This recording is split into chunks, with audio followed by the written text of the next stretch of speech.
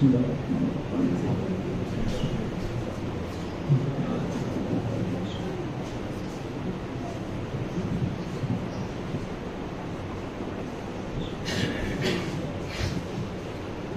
صل على محمد ما شاء الله لا حول ولا قوة إلا بالله العلي العليم. أعوذ بالله من الشيطان الرجيم. بسم الله الرحمن الرحيم. الحمد لله الذي لا يبلغ مدحته القائلون ولا يحصي نعماءه العادون ولا يؤدي حقه المجتهدون. والصلاة والسلام على أشرف الأنبياء والمرسلين الذي سمي في السماء بأحمد وفي الأرضين بأبي القاسم محمد.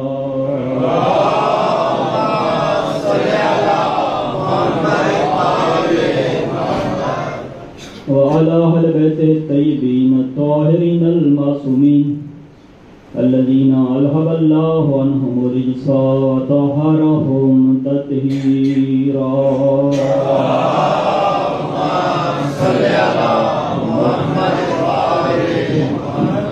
ولعنة الله على أعدائهم أجمعين من يوم عداوتهم إلى قيام يوم الدين.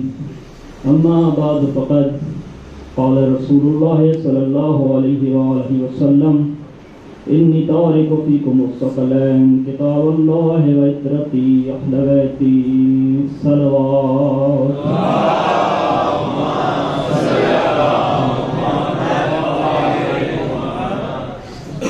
دعا ہے پروردگار عالم کی بارگاہ میں جتنی مومنین و مومنات پریشان حال ہیں پروردگار کہ محمد و آل محمد ان کی پریشانیوں کو دور فرما. جو مومنین و مومنات کی اولاد ہیں پروردگار انہیں اولاد صالح عطا فرما. جو مومنین و مومنات کسی مصیبت میں ہیں پروردگار ان کی مصیبتوں کو دور فرما. ہمارے تمام کبیرہ صغیرہ گناہ معاف فرما. ہر نیک کام کرنے کی توفیق عطا فرما. ہر بڑے کام سے بچنے کی توفیق عطا فرما. پروردگار ہم سب کو حج بیت اللہ کا شرف عطا فرما. زیارت معصومین علیہ السلام کی سعادت نصیب فرما. پروردگار ہمارے بارے میں آقا کا جلد از جلد ظہور فرما. ہمیں اپنے مولا کی جانساروں صفائیوں میں سے قرار دے.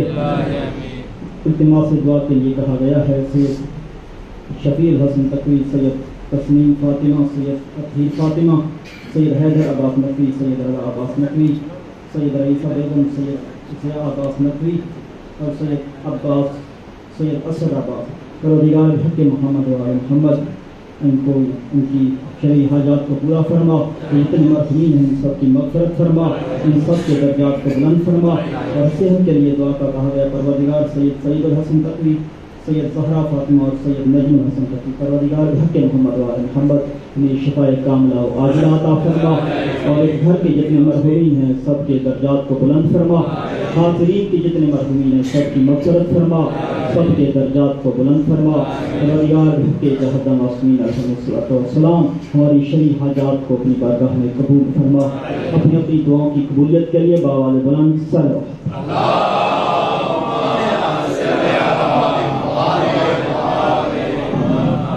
نعرہ تکبیر، نعرہ تکبیر. یہ وہ نعرہ ہے جو علی نے ہر میدان میں لگایا ہے. علی والے مل کے نعرہ تکبیر، نعرہ رسالت. یا رسول اللہ کا نعرہ ہماری جان ہے. یا رسول اللہ کا نعرہ ہماری پہچان ہے. یا رسول اللہ کا نعرہ ہمارا ایمان ہے. شیعہ سنی مل کے نعرہ رسالت، نعرہ رسالت. ہماری تربیتوں کی پہچان، ہماری نیتوں کی پہچان، ہماری ذہنیتوں کی پہچان، ہمارے خون کی طہارت کی پہچان، ہمارے شجروں کی صداقت و شرافت کی پہچان. کل بھی یہ نعرہ تھا، آج بھی یہ نعرہ ہے. علی والے مل کے نعرہ حیدری، نعرہ حیدری. باوال بلند صلوات.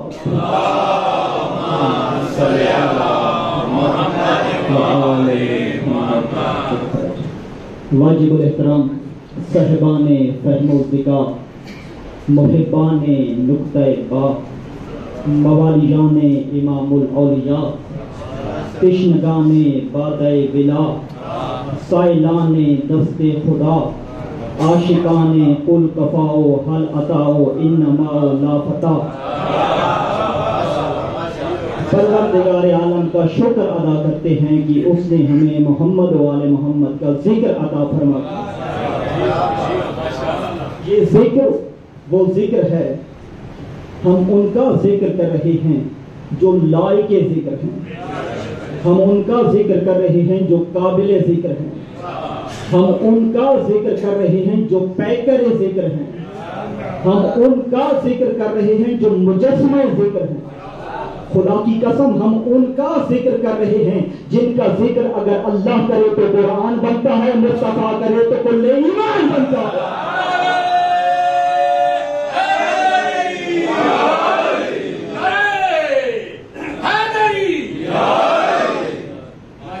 پیغمبر گرامی اسلام حضرت محمد مصطفیٰ صلی اللہ علیہ وآلہ وسلم ارشاد فرما رہے ہیں، انی تارک فیکم الثقلین، کہ میں تم میں دو گران قدر چیزیں چھوڑ کے جا رہا ہوں، کتاب اللہ و اطرت اہل بیتی، ایک اللہ کی کتاب اور دوسری میری اطرت۔ انی تارکن، میں چھوڑ کے جا رہا ہوں۔ تارکن کا مطلب کیا ہے؟ چھوڑ کے جانا۔ ایک لفظ ہوتا ہے تارکن اور ایک لفظ ہوتا ہے جائلن۔ تارکن چھوڑنا، جائلن بنانا۔ رسول نے یہ نہیں کہا کہ انی جائلن، میں بنا کے جا رہا ہوں۔ رسول نے فرمایا تارکن، میں چھوڑ کے جا رہا ہوں۔ بھئی جب اللہ نے حضرت آدم کو خلق کیا تھا تو ملائکہ سے کہا تھا وَإِذْ قَالَ رَبُّكَ لِلْمَلَائِكَةِ إِنِّي جَاعِلٌ فِي الْأَرْضِ خلیفہ، میں زمین پر ایک خلیفہ بنانے والا ہوں۔ جب اللہ نے ابراہیم کو امام بنایا تو کیا کہا؟ انی جاعلک للناس اماما، ہم تجھے لوگوں کا امام بنانے والے ہیں۔ جاعلن کا مطلب بنانا، تارکن کا مطلب چھوڑنا۔ معلوم ہوا رسول کو بنانے کا حق نہیں ہے، چھوڑنے کا حق ہے۔ جو حق محمد عربی کو نہ مل سکا، محمد کی امتی کو کیسے مل سکتا ہے؟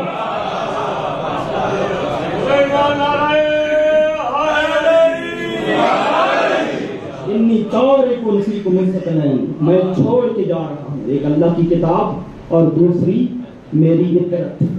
کتاب اللہ، میں کتاب چھوڑ کے جا رہا ہوں۔ بھئی کتاب کسے کہتے ہیں؟ جو کتابی صورت میں موجود ہو، ایسا ہی ہے نا؟ مثلا اگر بکھری ہوئی ہو، صفحات میں بکھرا ہوا ہو تو اس کو کتاب نہیں کہتے۔ اب چاہے تم تاریخ کی کتابیں بھر دو کہ فلاں نے قرآن کو جمع کیا، فلاں نے قرآن کو جمع کیا، رسول تو کہہ رہے ہیں میں کتاب چھوڑ کے جا رہا ہوں۔ کتاب اللہ، میں اللہ کی کتاب چھوڑ کے جا رہا ہوں۔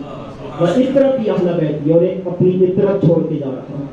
مَا إِن تَمَسَّكْتُم بِهِمَا، اگر تم ان دونوں سے متمسک رہو گے، لَن تَضِلُّوا بَعْدِي أَبَدًا، ہرگز گمراہ نہیں ہوگے۔ وَإِنَّهُمَا لَن يَفْتَرِقَا حَتَّى يَرِدَ عَلَيَّ الْحَوْض، اور خبردار یہ دونوں کبھی ایک دوسرے سے جدا نہیں ہو سکتے یہاں تک کہ حوض کوثر پہ وہ محمد سے ملاقات کریں گے۔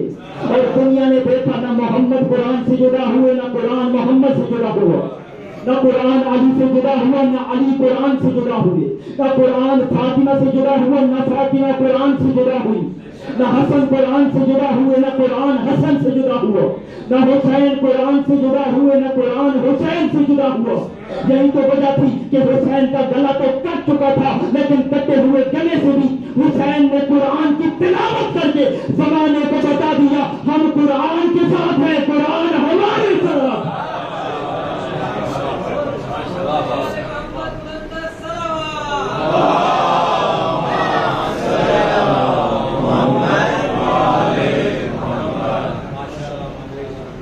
اگر قرآن سید الکلام ہے تو حسین سید الشہداء ہے۔ اگر قرآن موعظۃ من ربکم اللہ کی طرف سے نصیحت ہے تو حسین نے بھی فرمایا لا تعجلوا حتی اعظکم بالحق، تم جلدی نہ کرو یہاں تک کہ میں تمہیں نصیحت کر لوں۔ اگر قرآن امر بالمعروف اور نہی عن المنکر کرتا ہے تو حسین نے بھی فرمایا انما خرجت لطلب الاصلاح فی امت جدی رسول اللہ، میرے نانا کو شہر کے چھوڑ کے جانے کا مقصد ہی یہی تھا کہ اپنے نانا کی امت کی اصلاح کروں۔ اگر قرآن کے لیے ضروری ہے کہ ٹھہر ٹھہر کر تلاوت کیا جائے تو حسین کی زیارت کے لیے بھی ضروری ہے کہ زائر حسین آہستہ آہستہ سے قدم اٹھا کے قبر حسین کی طرف چلے۔ قرآن حسین کے ساتھ اور حسین قرآن کے ساتھ۔ کون ہے حسین؟ جو انبیاء کا وارث ہے، جو قرآن کا محافظ ہے، جو حرمت کعبہ کا پاسبان ہے، جو اسلام کا ذمہ دار ہے، جو پیغمبر اکرم کا لال ہے، جو علی کا نور نظر ہے، جو فاطمہ کا لخت جگر ہے، جو گوش رسول کا سوار ہے، جو اوصیان انبیاء کا آئینہ دار ہے، جو تبلیغ اسلام کا جوہر ہے، جو کمالات کبریاء کا مظہر ہے، جو جمال رسول کا جواب ہے، جو جلال علی کا شباب ہے، جو عرصہ کربلا کا خطیب ہے، جو فتح مرتضیٰ کا نقیب ہے، جو قلب رسول کا چین ہے اور سلسلہ امامت کا حسین ہے۔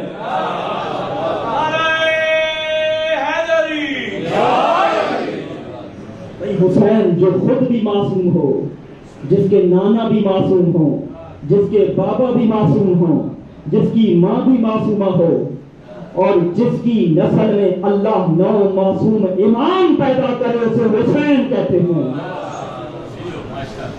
حسین کسی عام گھرانے میں پیدا نہیں ہوا، حسین اس گھرانے میں آیا جہاں ایک طرف آفتاب نبوت چمک رہا تھا، دوسری طرف مہتاب عصمت چمک رہا تھا، تیسری طرف قمر امامت چمک رہا تھا۔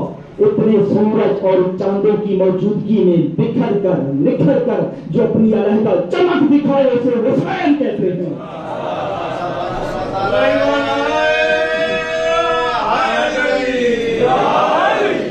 میں تو بھئی آج تک جہاں بھی جاتا ہوں زیادہ تر کوشش یہی ہوتی ہے کہ مولا امام حسین علیہ السلام کے فضائل کو بیان کیا جائے، اس لیے کہ یکم محرم سے لے کر 8 ربیع الاول تک یہ سارے دن اگر منسوب ہیں تو حسین ابن علی سے۔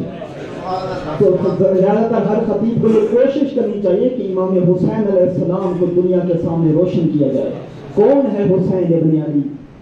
ایک سائنٹسٹ ہیں، ملحد ہیں، اسے بھی یہ مجبوراً کہنا پڑا As a human being, I like Hussein because he served for humanity۔ وہ کہتے ہیں انسان ہونے کے ناطے مجھ پہ واجب ہے کہ میں حسین سے محبت کروں۔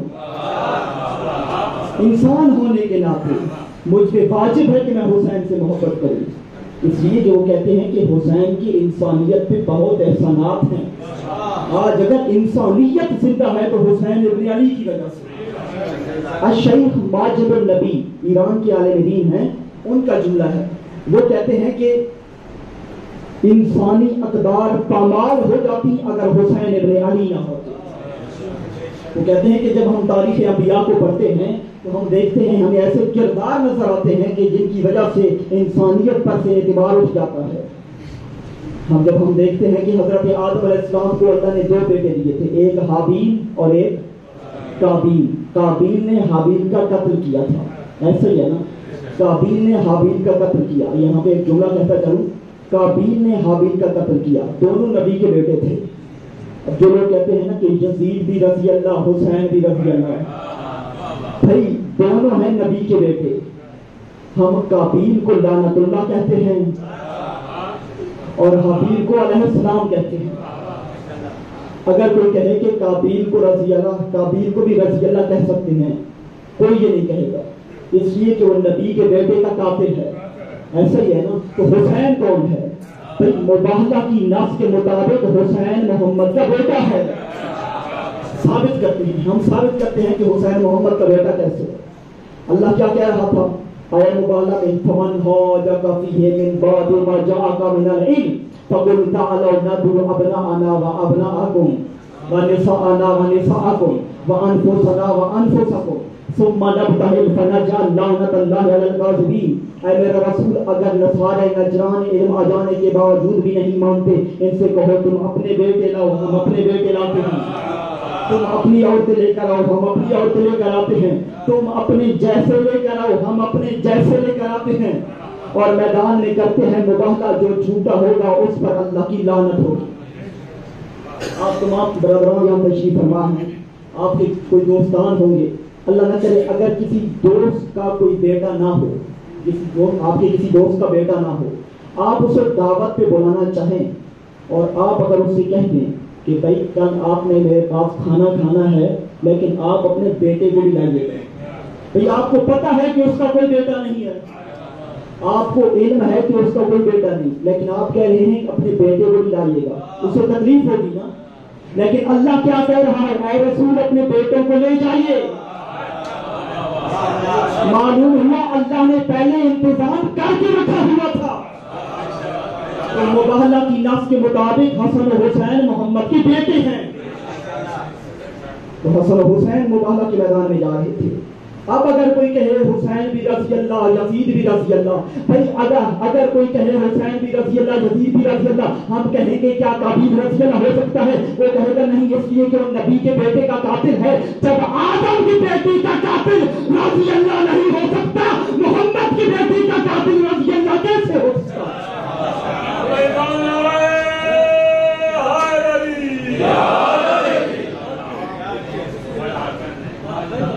تو مبالغہ کی نص کے مطابق حسن و حسین محمد کے بیٹے ہیں. شیخ ماجد النبی کہتے ہیں کہ ان سارے رشتہ بھائیوں کا جو رشتہ تھا وہ بدنام ہوا قابیل کی وجہ سے، اس لیے کہ ایک بھائی نے دوسرے بھائی کا قتل کیا، لوگوں کا بھائیوں پر سے اعتبار اٹھ گیا. حضرت یوسف علیہ السلام کے بھائیوں نے حضرت یوسف کو کنویں میں ڈال دیا، سب جانتے ہیں. تو لوگوں کا بھائیوں پر سے اعتبار اٹھ گیا. حضرت نوح کے بیٹے نے اپنے باپ کی مخالفت کی. حضرت نوح کہہ رہے تھے کشتی میں آ جاؤ بچ جاؤ گے، وہ کہتا ہے نہیں کشتی میں نہیں آتا، میں پہاڑ پہ چڑھ جاؤں گا. لیکن اسے یہ نہیں پتا تھا کہ اللہ کے عذاب سے اللہ کی حجت بچاتی ہے، پہاڑ نہیں بچا سکتا، پہاڑ نہیں بچا سکتا. اگر اللہ کے عذاب سے بچنا چاہتے ہو تو اللہ کی حجت پہ عمل کرنا ہوگا، جو اللہ کا رسول کہہ رہا ہے وہ ماننا ہوگا. تو اللہ کے عذاب سے نہیں بچ سکا تو لوگوں کا بیٹوں پر سے اعتبار اٹھ گیا. حضرت نوح کی زوجہ نے اپنے شوہر کی مخالفت کی تو لوگوں کا زوجہ پر سے اعتبار اٹھ گیا. حضرت لوط کی زوجہ نے اپنے شوہر کی مخالفت کی، لوگوں کا زوجہ پر سے اعتبار اٹھ گیا. اور شیخ ماجد النبی کہتے ہیں اگر ان سارے رشتوں کی عصمت کو بچایا ہے حسین نے، وہ کہتے ہیں کہ حسین کو بیٹا ملا تو علی اکبر جیسا، بھائی ملا تو عباس جیسا، زوجہ ملی تو لیلا اور رباب جیسی، جنہوں نے سارے رشتوں کی عظمت میں اضافہ کر دیا. اگر ان سارے رشتوں کی عظمت کو بچایا ہے حسین نے، اس لیے حسین کے عالم انسانیت پہ بہت احسانات ہیں. آج اگر انسانیت زندہ ہے تو حسین ابن علی کی وجہ سے. سامعین گرامی کیا حسین وارث انبیاء ہے. آپ سب پڑھتے ہیں السلام علیکم یا وارث آدم صفوت اللہ، اے آدم کی صفوت کے وارث حسین. اچھا میرا ایک سوال ہے، اللہ نے حسین کے قصیدے قرآن میں کہاں کہاں پڑھے ہیں؟ اللہ قرآن میں حسین کے قصیدے کہاں کہاں پڑھتا ہوا نظر آتا ہے؟ کون ہے حسین؟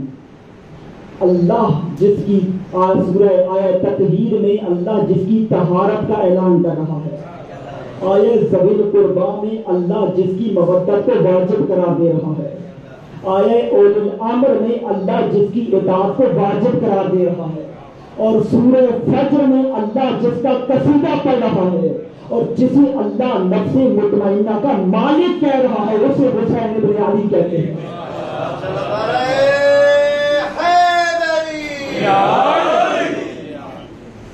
اگر آپ آیت تطہیر کو دیکھیں تو وہاں بھی حسین ابن علی شریک ہیں. اللہ کہہ رہا ہے انما یرید اللہ، انما کلمہ حصر ہے. حصر کسے کہتے ہیں؟ حصر کہتے ہیں تالا لگا دینا. جب تالا لگتا ہے تو ہوتا کیا ہے؟ اندر والی چیز باہر نہیں جا سکتی اور باہر والی چیز اندر نہیں جا سکتی. مثال کے طور پہ اگر اس کمرے کو تالا لگا دیا جائے تو کیا ہوگا؟ اندر والی چیز باہر نہیں جا سکے گی اور باہر والی چیز اندر نہیں آ سکے گی. تو اللہ نے چند آیات میں کلمہ حصر استعمال کر کے بتایا کہ اس آیت کے جو مصداق ہیں وہ اس آیت سے باہر نہیں جا سکتے اور جو باہر ہیں وہ اندر نہیں آ سکتے. اب آیات سنیے گا. بسم اللہ الرحمن الرحیم. انما اللہ الہ واحد، اللہ فقط ایک ہے. اب اللہ الوہیت سے باہر نہیں جا سکتا، پھر الوہیت کے اندر نہیں آ سکتے۔ انما انا رسول النبی، محمد فقط اللہ کا رسول ہے۔ اب محمد رسالت سے باہر نہیں جا سکتے، قادیانیت والے رسالت کے اندر نہیں آ سکتے۔ انما ولیکم اللہ ورسولہ والذین آمنوا الذین یقیمون الصلاۃ ویؤتون الزکاۃ وهم راکعون، تمہارا ولی اللہ ہے، اس کا رسول ہے، اور وہ لوگ ہیں جو حالت رکوع میں زکات دیتے ہیں۔ اب اللہ، رسول اور علی ولایت سے باہر نہیں جا سکتے، باہر والے ولایت کے اندر نہیں جا سکتے۔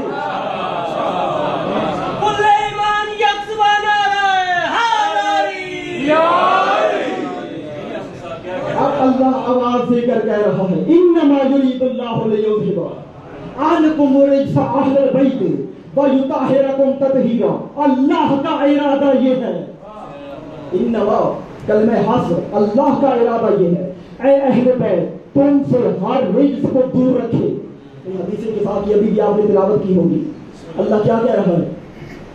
اللہ کہہ رہا ہے کہ ما خلقت السماء مبنیۃ ولا ارض مدحیۃ ولا قمرا منیرا ولا شمس مضیئا ولا فلک یدور ولا بحر یجری ولا فلک یسری الا فی محبت هؤلاء الخمسة الذین هم تحت الکسوۃ۔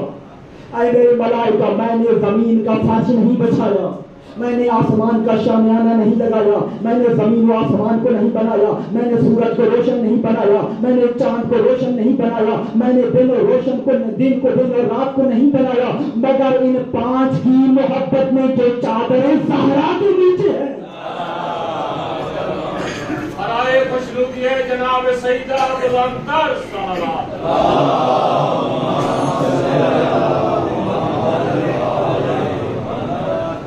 جو چادر فاطمہ زہرا کے نیچے۔ اور جب یہ پانچ ہستیاں جمع ہو گئی چادر کے اندر تو رسول اللہ نے فرمایا اللہم ہؤلاء اہل بیتی، پروردگار یہی ہیں جو میرے اہل بیت ہیں، فاذھب عنہم الرجس وطہرہم تطہیرا، ان سے ہر رجس کو دور رکھ اور ایسے پاک رکھ جیسے پاک رکھنے کا حق ہے۔ رسول کی یہ جملے ختم ہوئے، ادھر سے جبرائیل نازل ہوئے اور کہا انما یرید اللہ لیذھب عنکم الرجس اہل البیت ویطہرکم تطہیرا۔ اب یہ جو پانچ ہستیاں چادر زہرا کے نیچے ہیں، یہ اہل بیت سے خارج نہیں ہو سکتی، باہر والے اہل بیت میں داخل نہیں ہو سکتے۔ اور روایت کے جملے ہیں، سب نے لکھا کہ حضرت ام سلمہ وہاں پہ موجود تھی۔ حضرت ام سلمہ قریب آئی اور کہا یا رسول اللہ، مجھے بھی اجازت ہے کہ میں بھی اندر آ جاؤں؟ تو رسول نے کیا فرمایا؟ انتی علی الخیر، تو خیر پر ہے لیکن چادر میں نہیں آ سکتی۔ بھائی جب خیر والی نہیں آ سکتی، صلوات پڑھیں محمد علیہ وسلم۔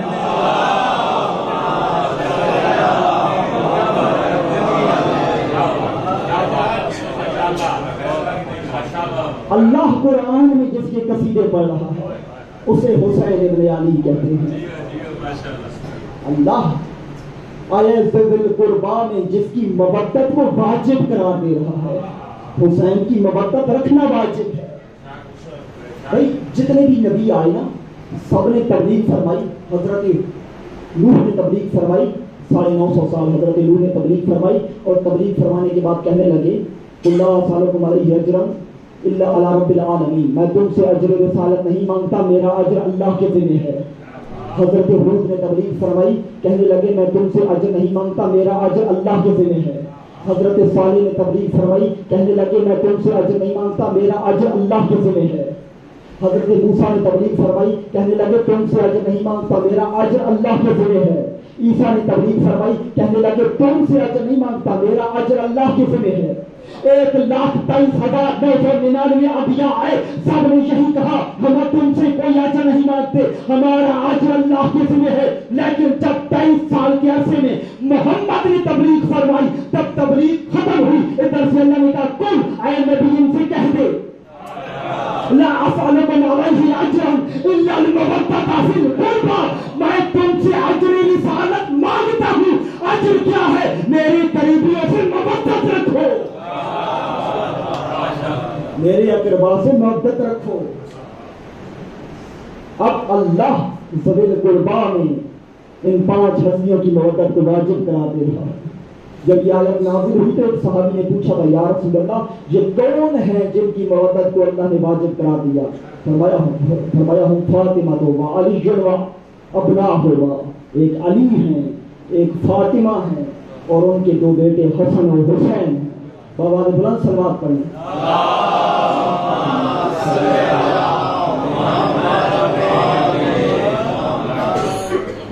تو اللہ ان ہستیوں کے فضائل قرآن میں بارہا بارہا صراحت کے ساتھ بیان کر رہا ہے، بلکہ اہل سنت علماء نے بھی یہی لکھا، اہل تشریع علماء نے سب نے یہی لکھا کہ اگر آیت تطہیر جب نازل ہوئی تو اس وقت بھی چادر کے اندر یہی 5 ہستیاں تھیں اور مودت بھی اللہ نے انہی کی واجب کرا دی ہے۔ اور سورہ فجر تو حسین کا قصیدہ پڑھ رہی ہے، اس کی آخری آیات یا ایتھا النفس المطمئنہ، جب عاشور کا دن تھا حسین کا سر سجدے میں تھا، اس وقت کیا آواز ہے یا ایتھا النفس المطمئنہ، اے نفس مطمئنہ کے مالک حسین، ارجعی الی ربک راضیۃ مرضیہ، اپنے رب کی طرف پلٹ آ اس حالت میں کہ وہ تجھ سے راضی ہے اور تو اس سے راضی، وہ تجھ سے راضی اور تو اس سے راضی۔ اب حسین وارث انبیاء ہے، آپ زیارت وارثہ میں پڑھتے ہیں السلام علیکہ یا وارث آدم صفوت اللہ، اے آدم کی صفوت کے وارث حسین میرا آپ پہ سلام۔ آدم کون ہے؟ آدم پہلے نبی بھی ہیں، پہلے انسان بھی ہیں، سلسلہ ہدایت بھی آدم ہی سے چلا اور سلسلہ انسانیت بھی آدم ہی سے چلا۔ تو معلوم ہوا انسانیت کے باپ بھی آدم ہیں، ہدایت کے باپ بھی آدم ہیں۔ اب جو آدم کا وارث ہوگا وہ انسانیت کا بھی محسن ہوگا، ہدایت کا بھی محسن ہوگا۔ السلام علیکم یا وارث نوح نبی اللہ، اے نوح نبی اللہ کے وارث حسین میرا آپ پہ سلام۔ حضرت نوح علیہ السلام پہلے اولو العزم نبی ہیں، حضرت نوح علیہ السلام پہلے صاحب شریعت نبی ہیں۔ 2500 سال عمر ہے، 950 سال تبلیغ فرمائی، لیکن تبلیغ فرمانے کے بعد کہنے لگے پروردگار اس قوم پہ عذاب نازل کرتے ہیں۔ تبلیغ 950 سال تبلیغ فرمانے کے بعد طلب عذاب کر رہے ہیں، پروردگار اس قوم کو ہلاک کر دے۔ اللہ نے کیا کہا؟ اے نوح آپ کشتی بنائیے۔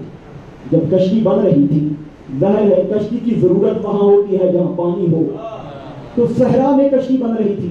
جب لوگ دیکھتے تھے تو کہتے تھے کہ حضرت نوح کا دماغ چلا گیا ہے اس لیے کہ صحرا میں کشتی بنا رہے ہیں، لیکن حضرت نوح علیہ السلام کشتی بناتے رہے۔ جب کشتی تیار ہو گئی تو اللہ کی طرف سے حکم ہوا، آسمان سے بھی پانی برسا، زمین سے بھی پانی نکلا، کشتی پانی میں تیرنے لگا۔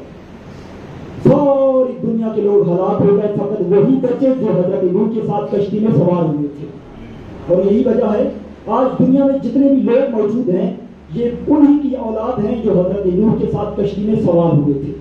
اور یہی وجہ ہے کہ حضرت نوح علیہ السلام کو ابو البشر ثانی کہا جاتا ہے۔ ساری دنیا کے لوگ ہلاک ہوئے، فقط وہی بچے جو نوح کے ساتھ کشتی میں سوار تھے، فقط نوح بچے اور نوح کے ساتھی بچے۔ حسین ہے نوح کا وارث۔ جب یزیدیت کا سیلاب اٹھا، ہر چیز بہہ رہی تھی، تخت بہہ رہے تھے، دولت بہہ رہی تھی، ہر چیز یزیدیت کے سیلاب میں بہہ رہی تھی۔ اگر کچھ بچا ہے تو وہ حسین ہے اور حسین کے ساتھی ہیں۔ السلام علیکم یا وارث ابراہیم خلیل اللہ، اے ابراہیم خلیل اللہ کے وارث حسین میرا آپ پہ سلام۔ ابراہیم علیہ السلام کون ہے؟ حضرت ابراہیم علیہ السلام صاحب شریعت نبی ہیں، اولو العزم نبی ہیں۔ حضرت ابراہیم علیہ السلام سے اللہ نے 3 قسم کے امتحانات لیے، مال کا امتحان، اولاد کا امتحان، جان کا امتحان۔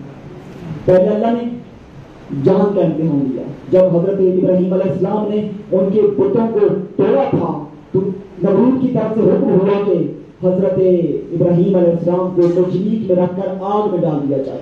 جب آگ میں پھینکا جا رہا تھا حضرت ابراہیم علیہ السلام کو تو اس وقت فرشتوں میں کوہرام برپا ہو گیا، پروردگار تیرا خلیل ہے آگ میں جا رہا ہے۔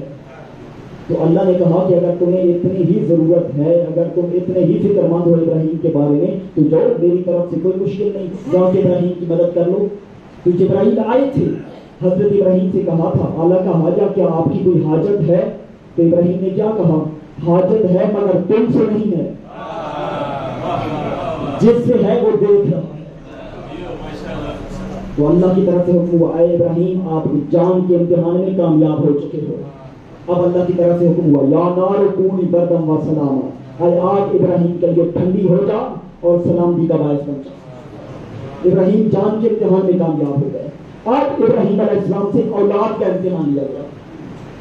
اللہ خواب دیکھا کہ اپنے بیٹے اسماعیل کو ذبح کر رہے ہیں، اور یہی خواب اپنے بیٹے اسماعیل سے بیان کیا تو حضرت اسماعیل علیہ السلام کے الفاظ کیا تھے؟ یا ابت افعل ما تؤمر ستجدنی ان شاء اللہ من الصابرین. آپ کو جو حکم ہوا ہے آپ وہ انجام دیں، مجھے صابرین میں سے پائیں گے، آپ مجھے صابرین میں سے پائیں گے. تو حضرت ابراہیم علیہ السلام اپنے بیٹے کو لے کر قربانگاہ میں آ گئے. آنکھوں پہ پٹی ہے، چھری چلا رہے ہیں. صلوات پڑھیں محمد والی.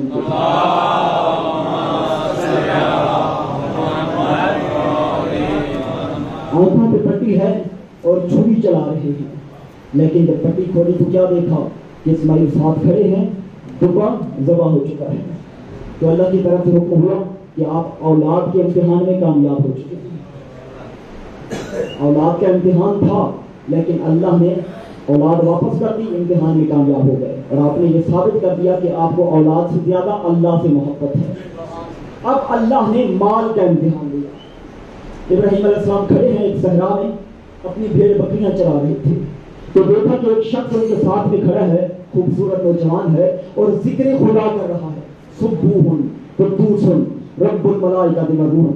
ابراہیم کو یہ ذکر اتنا پسند آیا کہ اس کے پاس گئے اور کہنے لگے بھائی یہ ذکر ایک مرتبہ اور سنا دو اور میری آدھی بکریاں تم لے لو. انہوں نے ایک مرتبہ اور سنا دیا، آدھی بکریاں اس کو دے دی. اتنے جذب ہو گئے، کہتے ہیں کہ بھائی ساری بکریاں تم لے لو لیکن ایک مرتبہ یہی ذکر اور سنا دو. انہوں نے ایک مرتبہ اور سنا دیا. اب ابراہیم کے پاس کچھ نہیں بچا تو کہتے ہیں کہ بھائی میں تمہاری غلامی میں آنے کو تیار ہوں، ایک مرتبہ اور سنا. بھائی اب ہم سے یہ نہ کہا کرو کہ تم نعرہ حیدری بار بار کیوں لگاتے ہو، زیادہ کیوں لگاتے ہو. اس لیے کہ جس سے محبت ہوتی ہے اس کا نام بار بار سننے کو دل کرتا ہے.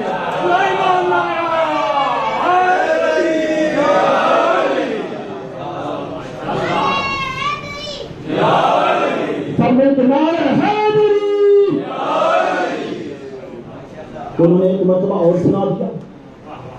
اب ابراہیم علیہ السلام ان کے پاس جا کے کھڑے ہو گئے اور کہا کہ میں تمہارا غلام ہوں، جو خدمت مجھ سے لینا چاہتے ہو میں حاضر ہوں.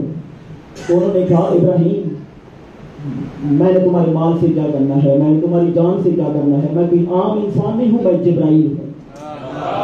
مال بھی تمہیں مبارک ہو، جان بھی تمہیں مبارک ہو، تمہیں ایک اور بھی مبارک ہو. تم مال کے امتحان میں کامیاب ہو گئے. مال کے امتحان میں آپ نے یہ ثابت کر دیا کہ آپ کو مال سے زیادہ اللہ سے محبت ہے.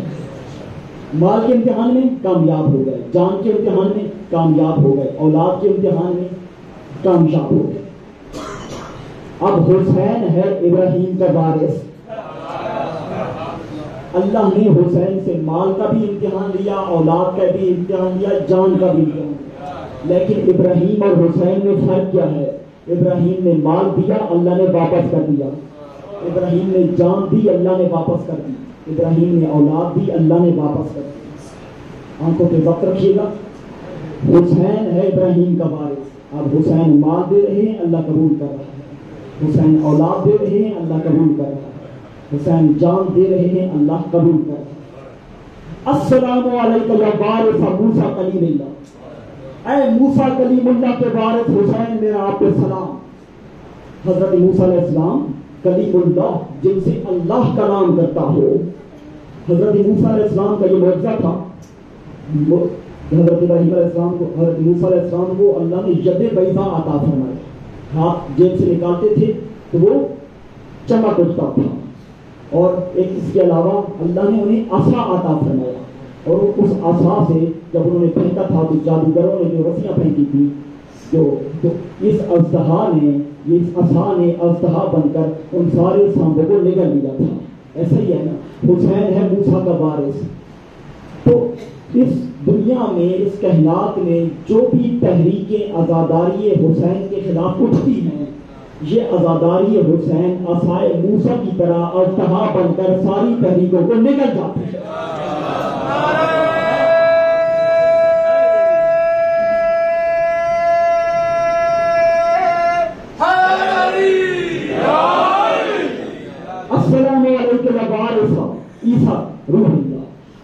عیسیٰ روح اللہ کے وارث حسین میرا آپ پہ سلام.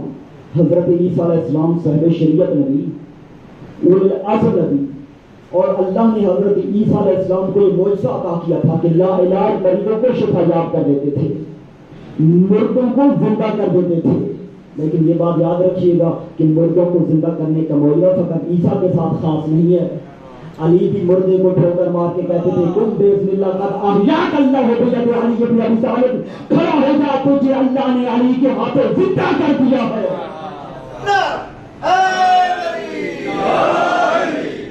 عیسیٰ مردوں کو زندہ کر دیتے تھے. حسین ہے عیسیٰ کے وارث. حسین نے مردہ اسلام کو زندہ کر دیا ہے. حسین نے مردہ امت کو زندہ کر دیا ہے. حسین کے زمانے میں امت مردہ ہو رہی تھی, حسین نے امت کو زندہ کر دیا. السلام علیکم یا وارث محمد حبیب اللہ, اے محمد حبیب اللہ کے وارث حسین میرا آپ پہ سلام.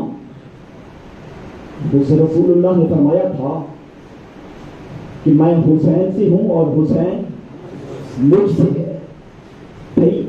10 محرم 61 ہجری تک اگر حسین کا کوئی تعارف تھا تو یہی تھا کہ محمد کا نواسہ ہے.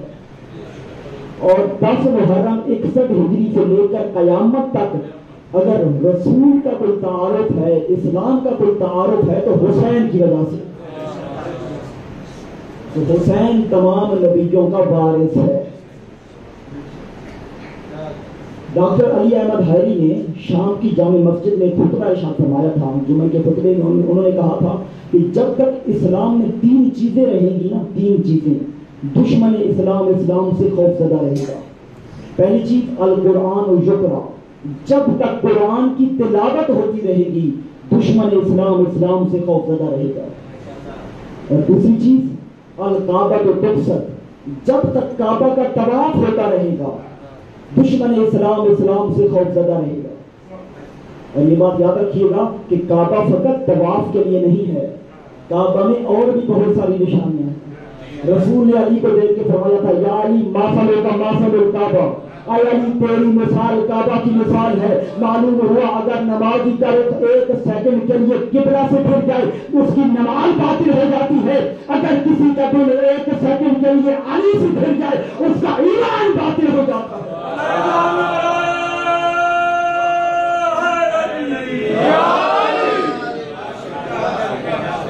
اور کعبہ کو تبصر, جب تک کعبہ کا طواف ہوتا رہے گا دشمن اسلام اسلام سے خوف زدہ رہے گا. اور تیسری چیز والحسین یذکر, جب تک حسین کا ذکر ہوتا رہے گا دشمن اسلام اسلام سے خوف زدہ رہے گا. خدا کی قسم حسینیت کو مٹانے والے مٹ گئے. کہاں گئے بنی امیہ کے حکمران, کہاں گئے بنی عباس کے حکمران, کہاں گیا یزید بن معاویہ, کہاں گیا متوکل عباسی, کہاں گیا ہارون الرشید, کہاں گیا مامون الرشید. خدا کی قسم آج ان کی قبروں کے نشان بھی نہیں ہیں. حسین کل بھی حسین تھا, حسین آج بھی حسین ہے, حسین قیامت تک حسین رہے گا. اس کی وجہ کیا ہے؟ اس لیے کہ اللہ قرآن میں کہتا ہے فاذکرونی اذکرکم, تم میرا ذکر کرو میں تمہارا ذکر کروں گا. حسین نے کربلا کے میدان میں تیروں کے سائے میں سجدے میں سر رکھ کر اللہ کا ذکر کیا. اب قیامت تک اللہ حسین کا ذکر کرتا رہے. دارین کا سلطان حسین ابن علی ہے, دارین کا سلطان حسین ابن علی ہے. ایک بولتا ہوا قرآن حسین ابن علی ہے. مانا کہ مسلمانوں کی پہچان ہے کلمہ مگر کلمے کا نگہبان حسین ابن علی.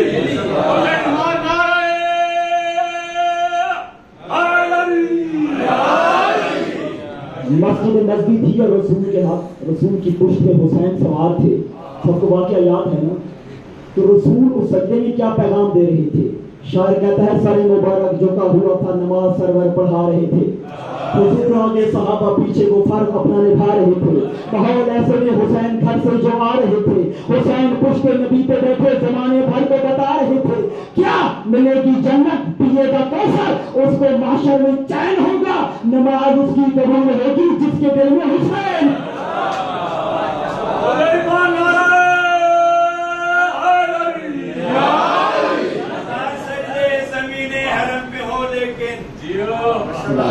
ہزار سجدے زمین حرم پہ ہو لیکن حصول روح عبادت نہیں تو کچھ بھی نہیں.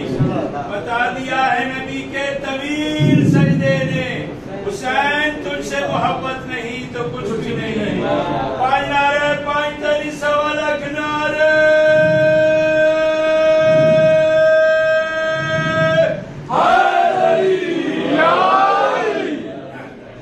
یزید کا بیٹا ہے جس کا نام ہے معاویہ. یزید کے باپ کا نام بھی معاویہ تھا, یزید کے بیٹے کا نام بھی معاویہ ہے. تو یزید کا جو بیٹا معاویہ ہے, جب اس سے کہا گیا کہ تم اپنے باپ کے تخت پہ بیٹھو, تو اس نے اپنے باپ کے تخت پہ بیٹھنے سے انکار کر دیا. کہتا ہے کہ میں اس تخت پہ بیٹھوں جس تخت پہ بیٹھنے کا نہ میں اہل ہوں نہ میرا بابا یزید اہل تھا. اس نے اپنے باپ کے تخت پہ بیٹھنے سے انکار کر دیا اور کہا میں اس تخت پہ نہیں بیٹھ سکتا. اب بھی اگر کوئی پوچھے کہ کون جیتا کربلا میں اور کون ہارا, تو اسے کہہ دینا زمانے میں ہے یہی چرچا حسین زندہ باد. سرے سرے پہ ہے لکھا حسین زندہ باد. اب اس سے بڑھ کی شکست کیا ہوگی, کہے یزید کا بیٹا حسین زندہ باد. حسینیت زندہ باد, حسینیت زندہ باد, حسینیت زندہ باد. ایمان 14 لاکھ نعرہ حیدری. کچھ لوگ قتل حسین میں انجان بنے بیٹھے ہیں, اس کے باوجود بھی وہ مسلمان بنے. نعرہ حیدری. تو اللہ کا شکر ادا کرتے ہیں کہ اس نے ہمیں در حسین عطا فرما دیا. خدا کی قسم یہ مجلس حسین عظیم سعادت ہے جو آپ کے حصے میں آئی ہے. مجلس حسین درسگاہ توحید ہے, مجلس حسین درسگاہ رسالت ہے, مجلس حسین درسگاہ عبادت ہے, مجلس حسین درسگاہ حریت ہے, مجلس حسین سیرت عابد بیمار ہے, مجلس حسین خواہش حسین ابن علی ہے. جہاں نماز کا بھی ذکر ہوتا ہے, یہاں روزی کا بھی ذکر ہوتا ہے, یہاں حج کا بھی ذکر ہوتا ہے, یہاں خمس کا بھی ذکر ہوتا ہے, یہاں جہاد کا بھی ذکر ہوتا ہے, یہاں تولا بھی ہوتا ہے, یہاں تبرہ بھی ہوتا ہے, یہاں امر بالمعروف بھی ہوتا ہے, یہاں نہی عن المنکر بھی ہوتا ہے, یہاں توحید کا بھی ذکر ہوتا ہے, یہاں رسالت کا بھی ذکر ہوتا ہے, یہاں نبوت کا ذکر بھی ہوتا ہے, یہاں عدل الہی کا ذکر بھی ہوتا ہے, یہاں قیامت کا ذکر بھی ہوتا ہے, یہاں 1,24,000 نبیوں کا ذکر بھی ہوتا ہے, یہاں 12 اماموں کا ذکر بھی ہوتا ہے, یہاں 14 معصومین کا ذکر بھی ہوتا ہے. جہاں اللہ کے سارے دین کو بیان کیا جائے اسے مجلس حسین کہتے ہیں.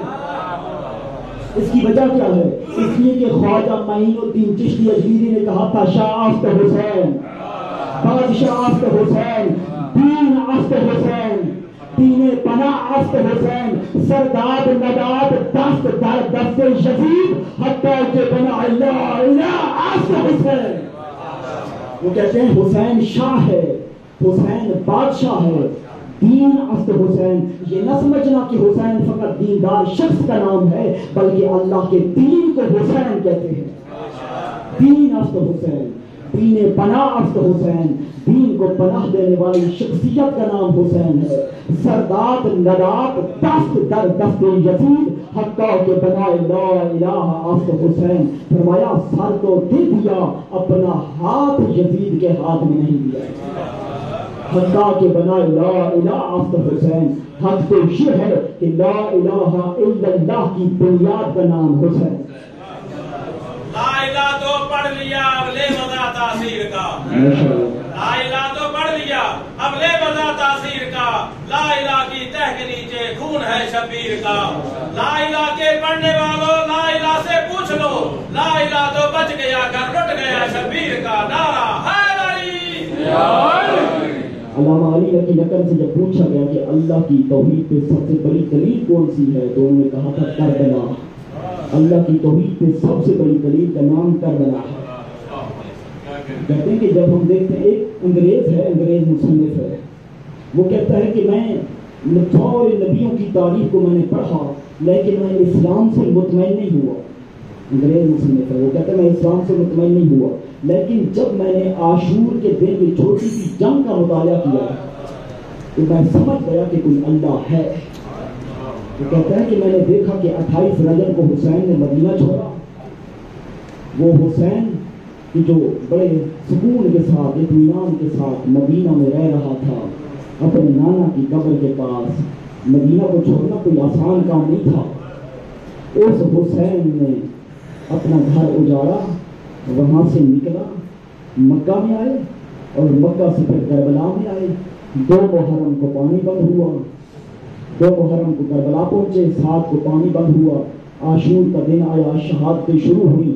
انگریز مصنف کہتا ہے کہ میں یہ مطالعہ کر رہا تھا, پڑھ رہا تھا حسین کی اس تاریخ کو, حسین نے کیسے مدینہ کو چھوڑا, کیسے مکہ میں آئے, پھر کیسے کربلا میں پہنچے, پھر کیسے شہادتوں کا سلسلہ شروع ہوا.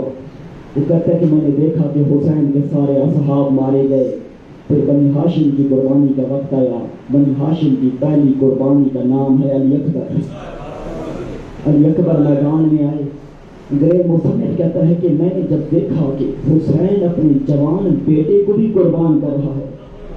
اللہ نہ کرے کسی کا بھی جوان بیٹا ہو نا, اللہ نہ کرے وہ بیمار ہو جائے, والدین کی حسرت ہوتی ہے, میرا ساری دولت جاتی ہے تو چلی جائے, میرا بیٹا بچ جائے, میرا بیٹا بچ جائے. لیکن حسین کا کیا کہہ رہے تھے, کتنا پیارا تھا نانا کا دین. کہہ رہے تھے حسین تو چلا جا, میں اللہ کے حوالے. حسین تو چلا, اکبر تو چلا جا, میں اللہ کے حوالے. وہ انگریز مصنف کہتا ہے کہ میں پڑھ رہا تھا, علی اکبر کی قربانی بھی میں نے دیکھی. پھر اپنے عباس کو روانہ کیا, قاسم کو روانہ کیا, اور محمد کو روانہ کیا.